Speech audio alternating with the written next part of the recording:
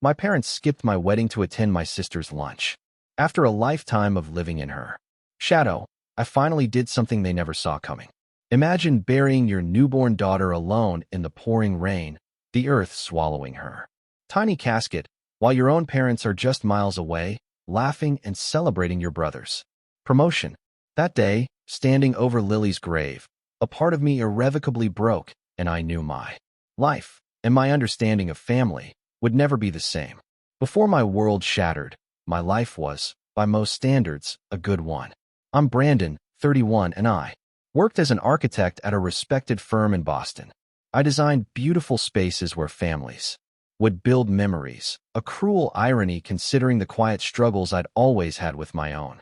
My wife, Sophie, and I met during our sophomore year at university. She spilled coffee on my blueprints in the library, and instead of being angry, I was just captivated by her genuine apology and those bright blue eyes. We dated through college, got married 5 years ago, and were finally so excited to become parents after establishing our careers. Now, my brother Ethan, he was a different story. At 27, he still lived at home with my parents in their suburban house, working part-time at an electronics store. Ambition? Not really. On his radar, he mostly focused on weekend parties and the latest video games. My parents, Margaret and Richard, never seemed to notice or care about his lack of direction. Instead, they celebrated his every minor achievement as if he'd just discovered the cure for cancer. This dynamic? It was my whole life. My accomplishments were constantly overshadowed by Ethan's trivial needs. When I graduated with honors from architecture school, my parents arrived an hour late because Ethan needed help moving his television. When I received my first major design award, they skipped the ceremony entirely for a concert Ethan wanted them to attend. It was so predictable that my colleagues often expressed more pride in my achievements than my own family ever did. But despite that imbalance, Sophie and I were overjoyed when she got pregnant. I can still picture the moment she showed me the positive test, her hands trembling with excitement. We waited until the 12-week mark to share the news. Sophie's parents? They cried tears of joy and immediately offered their unwavering support. My parents? They nodded politely before quickly changing the subject to Ethan's new gaming console. It was a familiar sting, but we tried to ignore it. Sophie's pregnancy brought us closer than ever. We attended every appointment, holding hands, as we heard our baby's heartbeat for the first time. The gender reveal was just for us, a small cake with pink filling that made Sophie cry happy tears. We chose the name Lily Grace, after my grandmother, who had shown me a love my parents never could. We transformed our spare bedroom into a nursery, painting the walls a soft mint green, assembling the crib together one Sunday afternoon. I even installed a window seat where Sophie planned to nurse our daughter, looking out at the garden we'd planted. Everything felt perfect, like we were finally creating the family I had always wanted. But then, in the 3rd trimester, Sophie's pregnancy became difficult. Her blood pressure rose to concerning levels, and at 35 weeks, her doctor recommended an emergency delivery. The hours that followed were terrifying. Sophie endured 22 hours of labor before our tiny daughter arrived, weighing just 5 pounds, 3 ounces. Despite her small size, Lily was perfect. Wispy blonde hair, a tiny button nose, and fingers that wrapped so tightly around mine when I held her. Those first 24 hours were filled with cautious joy as we took turns holding her, counting her fingers and toes, marveling at the miracle we had created. On the 2nd day, a nurse noticed Lily seemed unusually lethargic and called for the pediatrician. Tests revealed what would destroy our world. Our daughter had a complex congenital heart defect that had gone undetected during prenatal screenings. The doctors explained she would need immediate surgery, but her tiny body might not survive. I will never forget the helplessness of watching medical professionals rush our daughter away. Sophie's anguished screams still echo in my mind. We sat in that waiting room for 6 agonizing hours, clinging to each other as if we might drown separately. When the surgeon finally appeared, his expression told us everything before he spoke. Lily had survived the surgery, but her heart was simply too weak. The doctor gently explained that all they could do now was make her comfortable. We spent that final night in the hospital room, taking turns holding her, memorizing every feature of her face, whispering promises and apologies. As monitors beeped in the background. At dawn, on her third day of life, Lily took her final breath in our arms. Sophie collapsed, her body just unable to process the magnitude of our loss.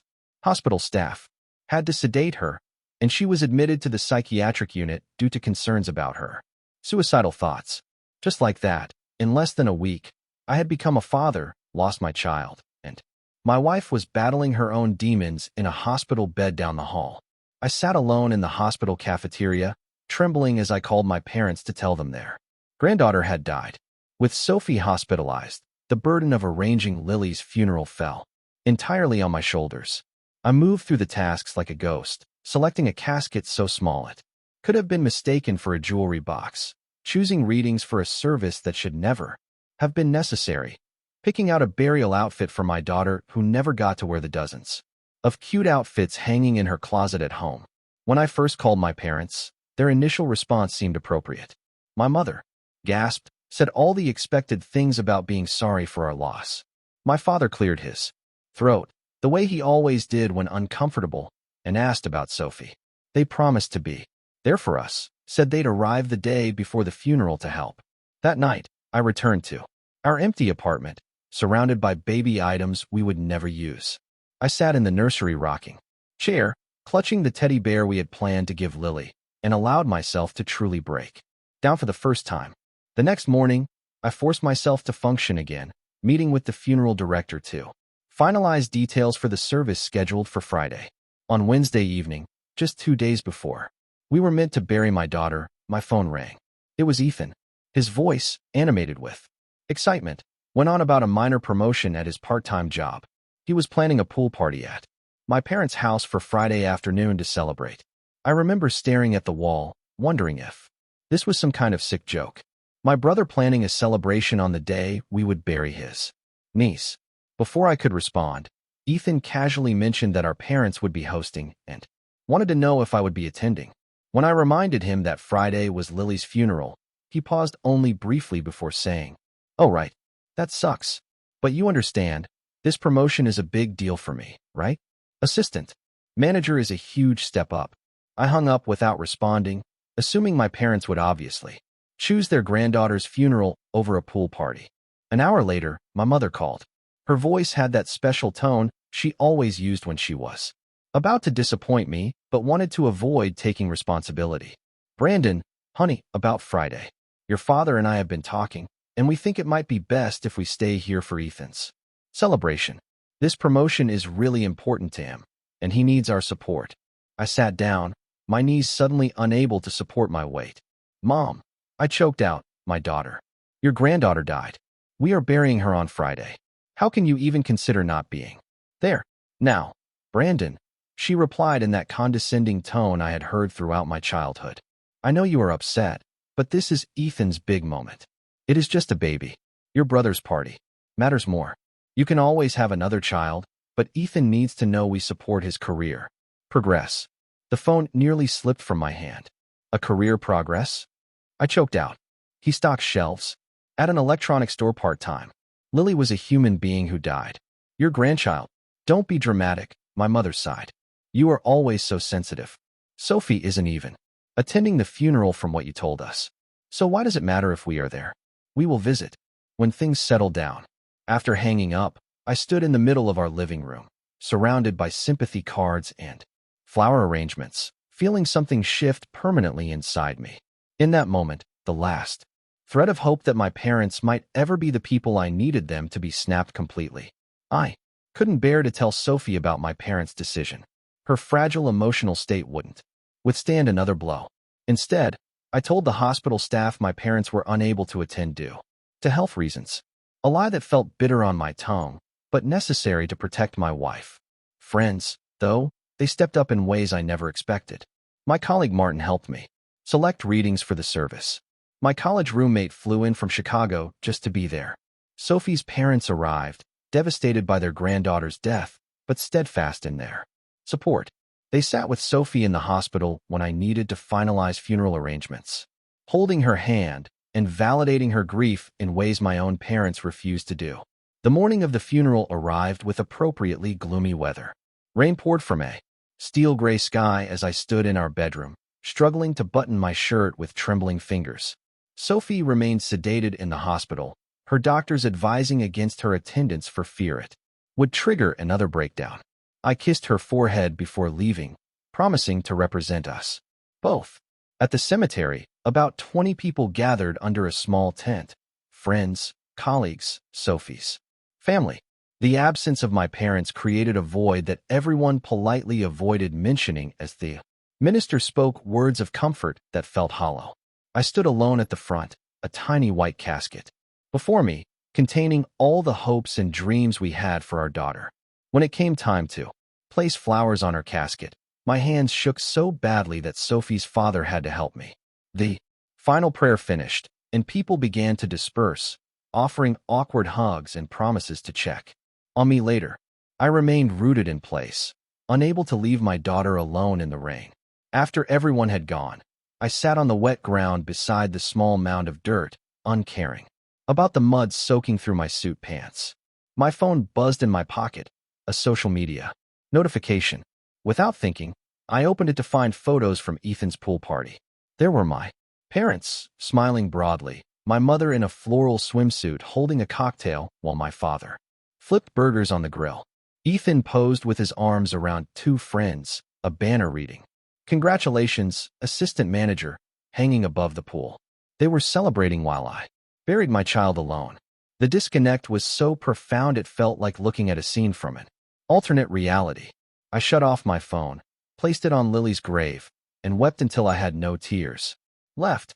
The days following Lily's funeral blurred together in a haze of grief and numbness. Each morning, I would wake up, reaching for Sophie before remembering she was still in the hospital. The empty nursery door remained closed. Neither of us ready to face dismantling the room we had created with such hope.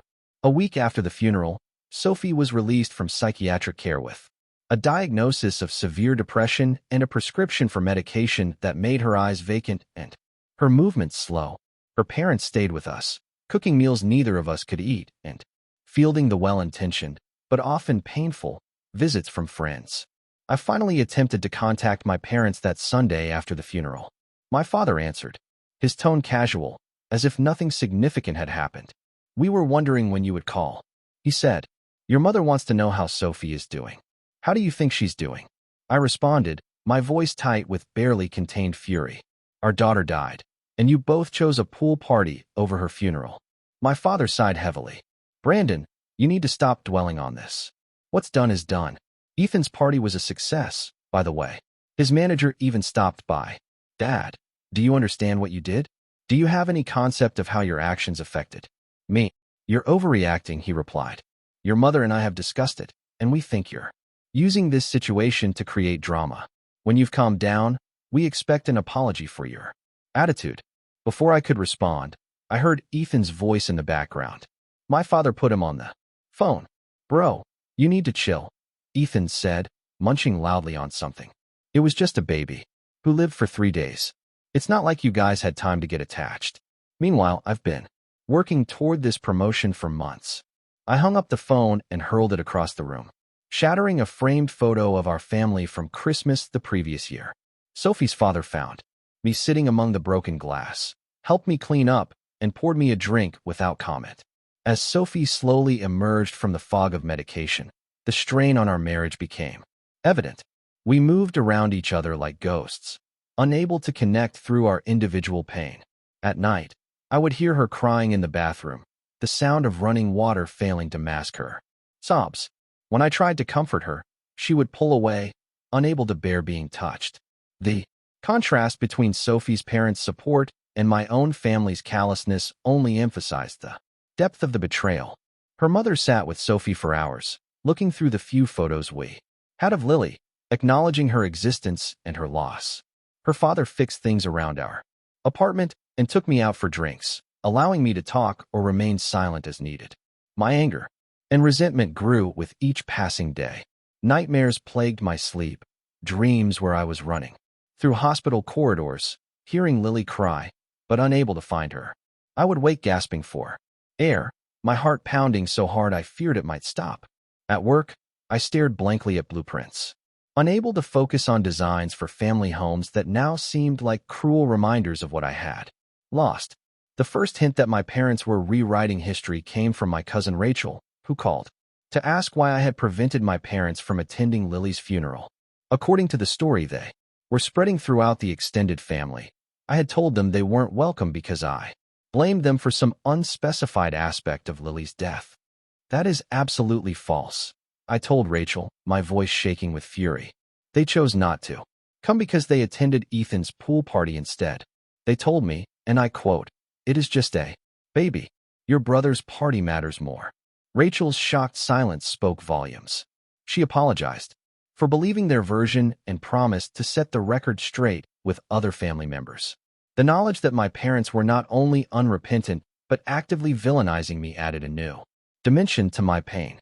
As November approached, bringing with it the Thanksgiving holiday, my parents began calling daily, leaving voicemails about their expectation that Sophie and I would attend the family gathering to move past this unfortunate situation.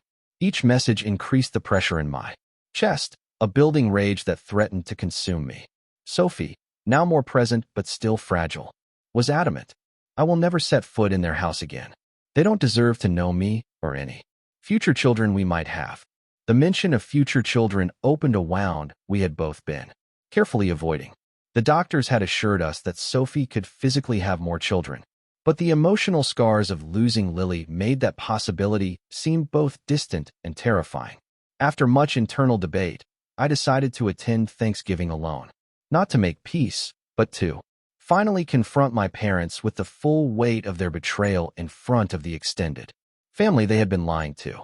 The night before, I rehearsed what I would say during the hour-long drive, gripping the steering wheel so tightly my knuckles turned white.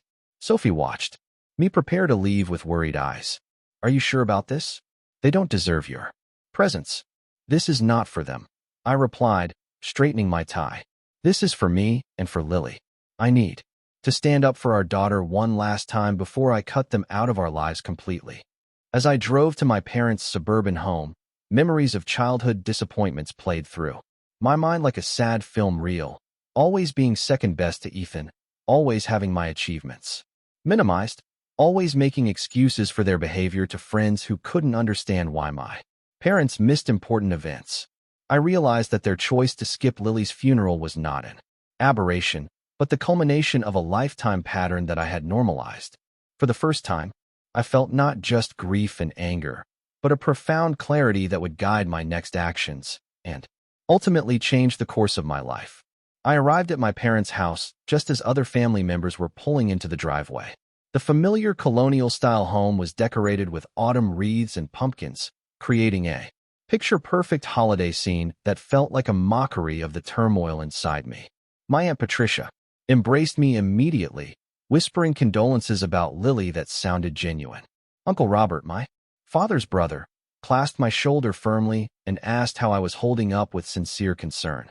Inside, the house smelled of roasting turkey and pumpkin pie, scents that had once represented comfort, but now turned my stomach. My mother spotted me from the kitchen doorway and hurried over, her face arranged in a practiced expression of sympathy. "Brandon, sweetheart, we're so glad you came," she said, attempting to hug me. I stepped back, maintaining my distance. Her smile faltered only momentarily before she continued. "Where's Sophie?" "Still not feeling up to socializing," I replied quietly. "Sophie will never set foot in this house again. She's spending Thanksgiving with her parents, who actually supported us when our daughter died." My mother's eyes narrowed slightly before she recovered her hostess demeanor. "Well, we all grieve differently. Come say hello to everyone. Ethan just got a new car with his raise. He's showing everyone pictures." Sure enough, my brother was holding court in the living room, surrounded by relatives.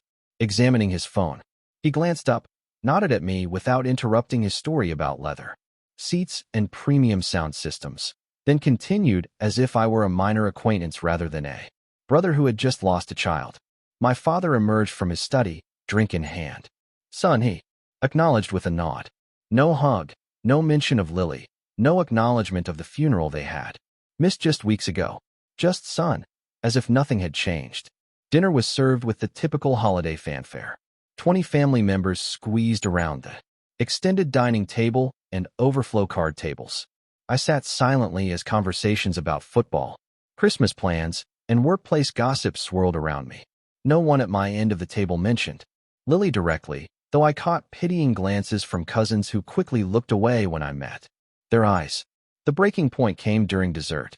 My mother, passing around pumpkin pie, smiled brightly at me and said, "Brandon, when you have kids someday, you'll have to bring them for Thanksgiving. Family traditions are so important." The room didn't immediately go silent. Conversations trailed off gradually as people realized what she had said and its implications. I set down my fork with deliberate slowness. "When I have kids someday," I repeated, my voice carrying across the now quiet table. "Mom, I had a child. Her name was Lily Grace. She died 3 weeks ago." My mother's smile became fixed. "You know what I meant, Brandon. In the future, when you and Sophie start a family properly." Start a family properly? The words hung in the air between us. Lily was our daughter. She lived for 3 days. She had blonde hair and my nose and Sophie's chin. She was a person. A person who had a funeral that you and Dad skipped to attend Ethan's pool party. Several relatives gasped. My cousin Rachel spoke up. "Wait, you actually chose a pool party over your granddaughter's funeral?" I thought there must have been some misunderstanding when Brandon told me. My father set his glass down heavily. "This is not the time or place for this discussion. Brandon, when would be a better time, Dad? When were you planning to acknowledge that you chose Ethan's assistant manager promotion over your dead granddaughter? Or were you going to continue telling everyone I somehow prevented you from coming?" My Aunt Patricia looked between my parents with horror. "Richard, Margaret, tell me this isn't true. You couldn't possibly have missed your grandbaby's funeral for a party." Before my parents could respond, Ethan interrupted.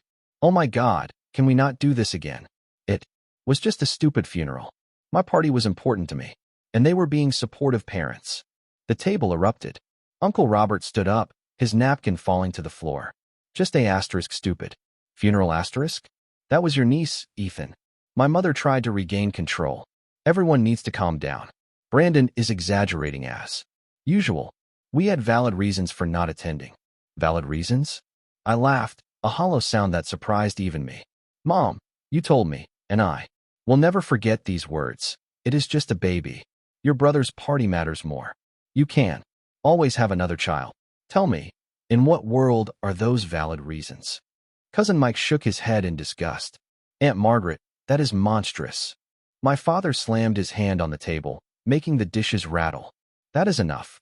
Brandon has always been jealous of his brother. He is twisting what happened to gain sympathy."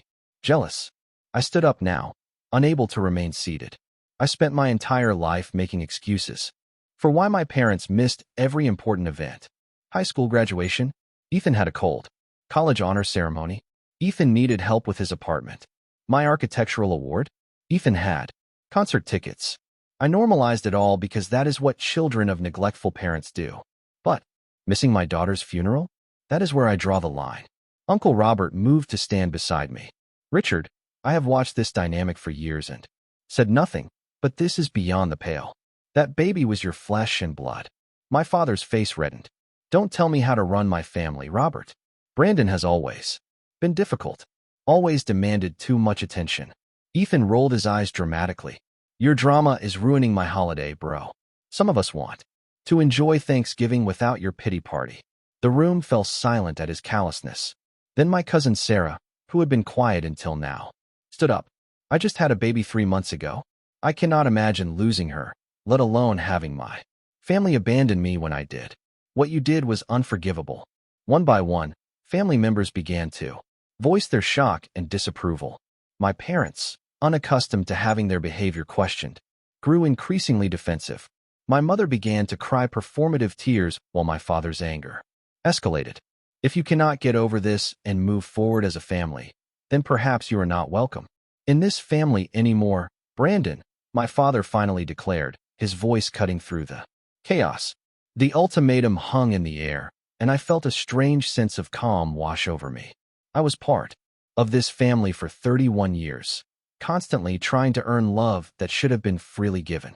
I don't need to be part of it anymore. Lily deserved grandparents who would acknowledge her existence, who would mourn her loss, who would show up when it mattered. You failed her, just like you failed me countless times before. I placed my napkin on the table and walked toward the door. My father called after me. If you walk out now, there will be consequences, Brandon. The family business, your inheritance, all of it. I turned back one last time. Keep it all.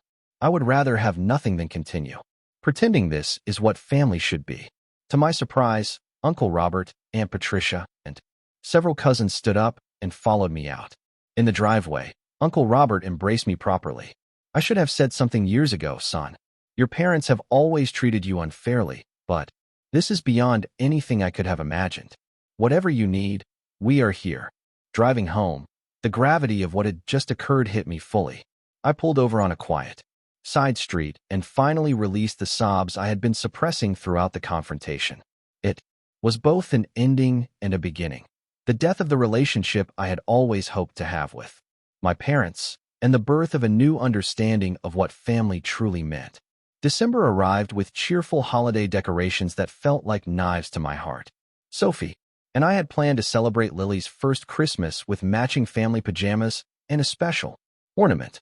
Instead, we avoided shopping malls with their Santa displays and muted Christmas commercials featuring happy families. Our marriage strained under the weight of shared grief. Experienced separately, Sophie returned to therapy 3 times a week but declined my offers to attend couples counseling. I can barely handle my own feelings, she explained one night. I can't take on yours, too.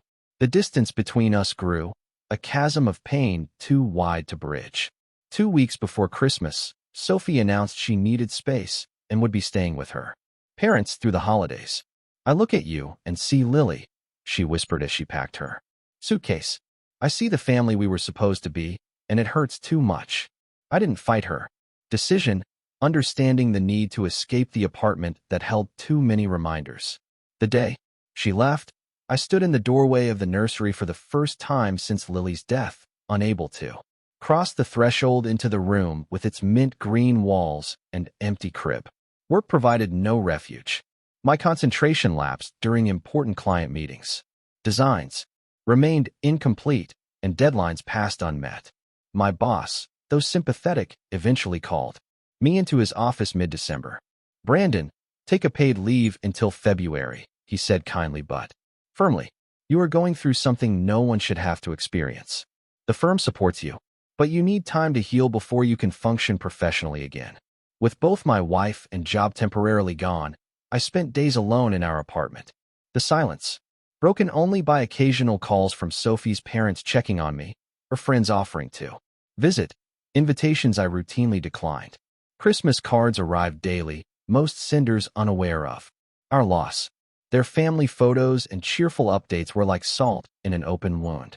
My parents attempted contact through various family members, their messages evolving from demands for an apology to thinly veiled threats. My father had my cousin Jeffrey inform me that I would be removed from the family will if I didn't come to my senses by the new year. The inheritance that might once have mattered now seemed meaningless compared to what I had already lost. On New Year's Eve, while the rest of the world prepared to celebrate, I hit rock bottom. Surrounded by takeout containers and unwashed laundry, I found myself staring at the bottle of sleeping pills Sophie had left behind, calculating how many it would take to end the pain permanently. The thought terrified me enough to call the crisis hotline number my therapist had provided weeks earlier. The counselor who answered talked me through the immediate darkness and helped me make a safety plan for the night. As I hung up, my phone rang again almost immediately. Uncle Robert, calling to check in. I was thinking about you today, Brandon, he said without preamble. How are you holding up? Something about his timing broke the dam I had built around my emotions. I told him everything. Sophie leaving, my job situation, the depth of my grief, and the dark thoughts that had nearly overwhelmed me that night. I'm coming over, he said immediately. Don't argue. I'll be there in 30 minutes. True to his word, Uncle Robert arrived bearing groceries and a determined expression. He cleaned my kitchen while I showered for the first time in days, then cooked a proper meal and sat across from me at the table until I ate every bite. Over coffee, he shared something I had never known. My parents' pattern of behavior extended far beyond their treatment of me. Your father has always been this way, Uncle Robert explained. Our own parents favored him, and he learned to expect preferential treatment. When he married your mother, who shares the same tendencies, they reinforced each other's worst qualities. He revealed that Ethan had already drained significant portions of my parents' retirement savings with failed business ventures they had funded without question. They enable him because he makes them feel needed and important. You were always too independent, too capable. They couldn't control you the way they control him. Uncle Robert's perspective offered something I desperately needed, the understanding that my parents' behavior reflected their deficiencies, not mine. You didn't lose real parents at that Thanksgiving confrontation, Brandon. You lost the illusion that they could ever be the parents you deserved. Before leaving, Uncle Robert made me promise to call my therapist in the morning and consider attending a grief support group he had found specifically for parents who had lost infants. You don't need your parents' approval to build a meaningful life, he said at the door. Lily would want you to honor her by living well. His words stayed with me through the night and the next morning, January 1st. I called my therapist and scheduled an emergency session. Dr. Winters listened as I recounted the events since our last appointment, then offered a perspective that would fundamentally change my approach to healing. Brandon, what you are experiencing is complicated grief, exacerbated by family betrayal trauma, she explained. The normal grieving process for your daughter has been compounded by the secondary loss of your family support system at the moment you needed it most. For the first time, I had a framework for understanding the complexity of my pain. It wasn't just about losing Lily, but about the shattering of my entire understanding of family in the aftermath. Dr. Winters suggested a structured approach to healing, regular therapy sessions, medication to help manage my depression symptoms, and gradually addressing the physical reminders of Lily in our home. That weekend, with Dr. Winters present for support, I finally entered the nursery. Each item represented a future now lost. The rocking chair where we would have read bedtime stories, the changing table we had assembled with such care, the mobile of stars and moons that would never spin above our daughter's curious eyes. With gentle guidance, I selected a few precious items to keep. Lily's first and only outfit, a knitted blanket made by Sophie's grandmother, the handprint card created by a thoughtful nurse during Lily's brief life. These would become part of a memory box rather than painful daily reminders. As January progressed, I began attending the support group Uncle Robert had recommended. Sitting in a circle with other parents who had experienced similar losses, I found something I had been desperately missing: people who truly understood. They didn't offer platitudes or expect me to move on. They simply witnessed my pain and shared their own. Through their stories, I learned that many had also experienced family disappointments following their losses, though none quite as extreme as my parents' behavior. One father described how creating a memorial garden had helped him process his grief, an idea that resonated deeply with me. In our apartment's small balcony space, I began planting a container garden dedicated to Lily, plants that would bloom in spring, around the time she should have been marking her first milestones. The act of nurturing living things became therapeutic, a way to channel love that had nowhere else to go. By mid-January, Sophie and I were communicating more regularly by phone. Though still staying with her parents, she expressed interest in seeing the changes I had made to the apartment and the memorial garden plans. Her voice sounded stronger, more present than it had in months. Maybe we could look at the memory box together when you visit, I suggested cautiously. Only if you feel ready. I think I'd like that, she replied. I've been working on something too. A journal of letters to Lily. My therapist suggested it might help. That small conversation represented the first green shoot of hope in our relationship. A sign that while we might never be the same, we could potentially find a way forward together. By April, 6 months after Lily's death, significant changes had taken place in my life. Sophie had moved back home in February, and while our relationship remained fragile, we had established new patterns of communication and support. Joint therapy sessions focused on grieving. As a couple helped us understand how differently we each processed our loss. Our apartment had transformed as well. The nursery was now a peaceful space with a comfortable reading chair, bookshelves, and a small memorial area for Lily with her photo and memory box. Sophie used the room for her writing, and I would sometimes sit there in the evenings, feeling close to our daughter without being overwhelmed by grief. At work, I had returned with renewed focus and purpose. Architecture had always been about creating spaces for life to unfold, and now my designs incorporated subtle elements of memorial and remembrance.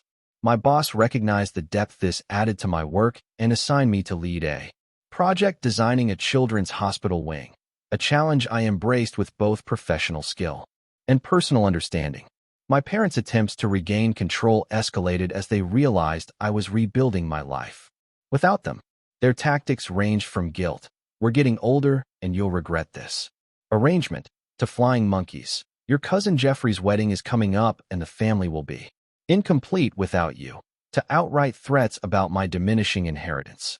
When they learned Sophie had moved back home, my mother left voicemail suggesting that, now that things are settling down, we should all get together and put this unfortunate misunderstanding behind us. Her refusal to acknowledge the magnitude of their betrayal only reinforced my decision to maintain firm boundaries. The most significant change came from a suggestion by someone in my support group. Alan, who had lost his son to SIDS 2 years earlier, had found purpose by volunteering with an organization that supported parents during infant loss. "Helping others through what you have survived gives meaning to the pain," he explained. Sophie and I began attending events for bereaved parents, sharing our experience and listening to others. We were surprised to discover how many had stories of family abandonment or insensitivity following their losses. "People expect you to get over it quickly when a baby dies," one mother told us. "They don't understand that you are not just grieving the days you had, but all the future you had imagined." This shared understanding led to the idea that would eventually become Lily's legacy. We decided to establish a small foundation in her name, focused initially on providing memory boxes to hospitals for parents experiencing infant loss. Each box would contain items we had found meaningful: a journal, a disposable camera for capturing memories, information about grief, resources, and a soft blanket for holding during the difficult days ahead. As word of our initiative spread through support groups and social media, donations began arriving from unexpected sources. Several of my relatives, including Uncle Robert and Aunt Patricia, made generous contributions. Friends organized fundraising events. Sophie's writing skills proved valuable as she crafted compassionate materials to include in the boxes. Meanwhile, Ethan's latest drama unfolded predictably. He had been arrested for DUI after crashing his new car into a storefront, causing significant property damage. My mother called in May, her voice strained but entitled. "Brandon, your brother is in a bit of trouble. The legal fees are substantial, and we were hoping you could contribute. Family helps family in times of need."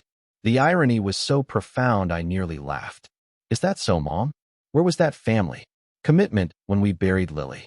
You're still dwelling on that. This is an emergency, Brandon. Ethan could face jail time." "Ethan made his choices," I replied calmly, "just as you and Dad made yours. I suggest you look into public defenders." My mother's tone shifted instantly from pleading to cold. "You have become a very selfish person, Brandon. Your father and I are disappointed in how you have changed." "I haven't changed, Mom," I said, my voice steady. "I have finally stopped accepting treatment I never deserved.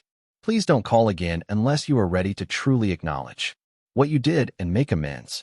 2 weeks later, my parents escalated their attempts to force contact by showing up unannounced at my workplace. The receptionist, aware of my family situation, immediately called security while alerting me to their presence. I arrived in the lobby to find my father demanding to see me while my mother created a scene about being kept from her son. Security personnel approached respectfully but firmly. "Sir, madam, if you have not been invited to the premises, we need to escort you out." My father pointed at me accusingly. "There he is, Brandon. Tell these men who we are." I addressed the security officers directly. These people are not welcome to contact me. Please escort them from the building. My mother's face crumpled in disbelief. You would have us removed like common trespassers? We are your parents.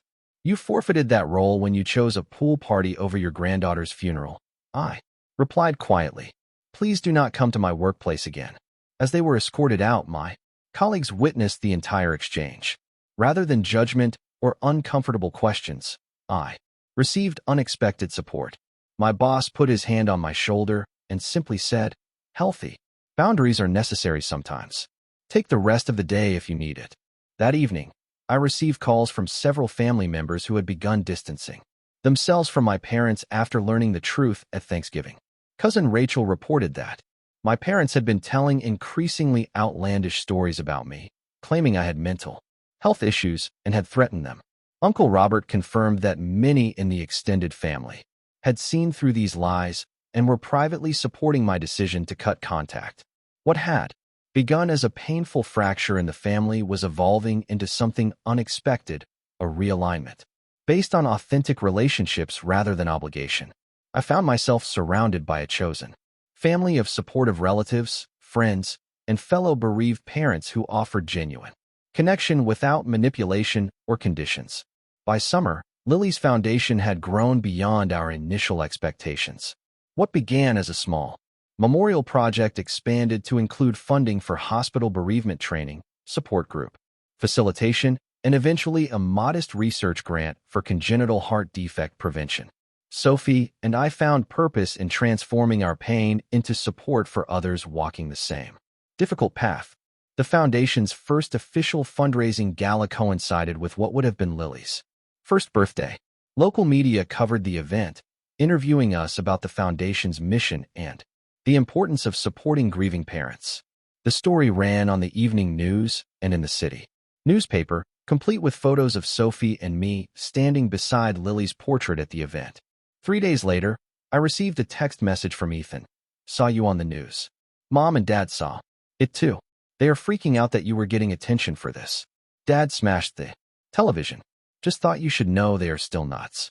It was the first time my brother had contacted me since Thanksgiving, and possibly the first time he had ever shared information. That was not self-serving. I considered not responding, but finally texted back, "Thanks for letting me know." His reply came quickly. "Whatever. Not taking sides. Just thought it was kind of messed up how they reacted to you doing something good." It was hardly an apology or acknowledgement of his own role in the betrayal, but it suggested that perhaps even Ethan had moments of clarity about our parents' dysfunction. I didn't pursue further conversation, recognizing that he remained entangled in their toxic system in ways I had finally escaped. The revenge, if it could be called that, was not something I had consciously planned. It came naturally through living well, through finding meaning in tragedy, and through refusing to participate any longer in the dysfunctional family dynamics. My parents had to watch from a distance as I built a life of purpose and integrity without their approval or involvement. Perhaps the most powerful statement I could make about their irrelevance to my healing journey. October arrived again, marking 1 year since Lily's brief life and death. Sophie and I planned a memorial service that reflected how far we had come in our grief journey. Unlike the funeral, which had been shadowed by my parents' absence and Sophie's hospitalization, this gathering felt like a true celebration of Lily's impact. We held the service in a garden where we had sponsored a small memorial bench with Lily's name. Friends, supportive family members, and people we had met through the foundation gathered to share memories and reflections. Sophie read a poem she had written, her voice steady and clear. I spoke about how our daughter's 3 days of life had ultimately changed thousands of lives through the foundation's work. The most significant change in our lives had come just 2 months earlier when Sophie discovered she was pregnant again. The news brought complicated emotions, intense joy mingled with fear and guilt. Our medical team developed a comprehensive plan with extra monitoring and testing to detect any potential heart issues early. Every appointment brought anxiety, but also cautious hope. At the memorial service, Sophie placed a hand over her small baby bump as she laid flowers on Lily's bench. "Your little brother or sister will know all about you," she promised. You will always be our firstborn, our beautiful Lily. The path to this new pregnancy had not been smooth. Months of therapy, both individual and as a couple, had helped us work through the terror of potentially experiencing another loss. We had discussed adoption as an alternative, researched genetic testing, and spent countless hours deciding if we were emotionally ready to try again. When the 20-week scan revealed we were having a boy with a healthy heart, we both wept in the ultrasound room. We decided to name him Robert, after the uncle who had stood by me when my parents failed to. As my relationship with Sophie strengthened through this new journey, my estrangement from my parents solidified into a permanent reality. They had learned about Sophie's pregnancy through family gossip and immediately attempted to reinsert themselves into our lives, sending baby gifts that we returned unopened and leaving messages about grandparents' rights that we ignored. Sophie's mother called me one evening, concerned. Your mother cornered me at the supermarket today, demanding information about the baby and when they could visit after he's born. What did you tell her? I asked, immediately tense. I told her that she and Richard lost the privilege of being grandparents when they chose to skip Lily's funeral, and that Sophie and I would never allow them to hurt you both again. My mother-in-law's fierce protection moved me deeply. When Robert was born in February, healthy, loud, and perfect, we were surrounded by true family. Sophie's parents, Uncle Robert and Aunt Patricia, and close friends created a circle of support that proved family is defined by love and presence, not blood alone. My parents' attempt to visit the hospital was intercepted by security, whom we had alerted in advance about potential unwanted visitors. They sent a demanding email afterward, claiming we were cruel to keep them from their grandson and threatening legal action, threats that our lawyer assured us were groundless given their established pattern of disinterest in Lily. The foundation continued to grow, eventually funding a specialized pediatric cardiac research position at the university hospital. At the announcement ceremony, I shared our family story publicly for the first time, not to shame my parents, but to highlight how support systems matter profoundly during loss and how their absence compounds grief. As Robert reached his developmental milestones, first smile, first laugh, sitting up, we celebrated each one with awareness of how precious these moments were. The nursery, once Lily's and now Robert's, contained subtle tributes to his sister, a butterfly mobile similar to her stars and moons, a small framed footprint card beside his crib, a children's book about a big sister in heaven. With each passing month, I found greater peace with my decision to remove my parents from our lives. Therapy had helped me understand that grieving the parents I wished I had was necessary before I could fully accept the reality of the parents I actually had. Dr. Winters called it ambiguous loss, mourning a relationship that technically still existed but would never provide what I needed. 1 year after Robert's birth, we planned a foundation gala that coincided with his first birthday celebration. The event had grown significantly, now attracting corporate sponsors and prominent medical professionals. Sophie and I stood at the podium together to announce a new initiative funding counseling services specifically for siblings and grandparents of infants who had died, addressing the ripple effects of loss throughout families. As guests mingled during the reception, the event coordinator approached nervously. Mr. Brandon, your parents are at the entrance requesting to be admitted. They say they have tickets, but they are not on the guest list. Sophie gripped my hand, her expression concerned. What do you want to do? After a moment's consideration, I walked to the entrance myself. My parents stood there in formal attire, my mother clutching a designer handbag, my father with the impatient expression he always wore when made to wait. Brandon, my mother stepped forward. We bought tickets to support your charity. Surely you cannot turn away paying donors. I looked at them both, feeling strangely calm. This foundation exists because you were not there when we buried Lily. You were not there when we needed family most. You don't get to appear now and pretend to support her legacy for social credit. My father's face reddened. Now see here. We have made mistakes, but we are still your parents. We have a right to be part of our grandson's life. Rights are earned through reliability and love, I replied. You were not there when we buried her. You don't get to be part of how we honor her. The security team stood nearby, waiting for my signal. I shook my head. Please refund their ticket purchase and escort them out. As they were led away, my mother called out, "This is not over, Brandon." But it was over. I returned to Sophie, Robert, and our true family, the people who had supported us through our darkest days and celebrated our healing with genuine joy. That night, after guests had departed and Robert was asleep in his crib, Sophie and I sat on our balcony among Lily's memorial garden, now lush with flowers that would soon bloom again on her birthday. "Do you ever regret cutting them off completely?" Sophie asked gently. "For Robert Sake." I considered the question carefully. I regret that Robert will not know his biological grandparents, but I do not regret protecting him from people who could not be there for his sister. Tragedy reveals character, Sophie. It showed us who truly deserve to be in our lives. The foundation work continues to grow, touching thousands of families navigating infant loss. Each memory box includes a card with Lily's story and the message that grief deserves. Acknowledgement that every life matters regardless of its length, and that finding purpose after loss is possible. I often think about how different things might have been if my parents had simply shown up that rainy day at the cemetery. Their choice revealed a truth I had spent decades avoiding, that some family relationships cannot be fixed through effort or forgiveness alone. Sometimes the healthiest choice is to invest your love where it will be valued and returned. Lily lived just 3 days, but her impact continues to ripple outward through the lives we touch through her foundation. In the end, her short life taught me more about love, family, and resilience than my parents managed to teach me in 31 years. If you have experienced family betrayal during your darkest moments, know that you are not alone.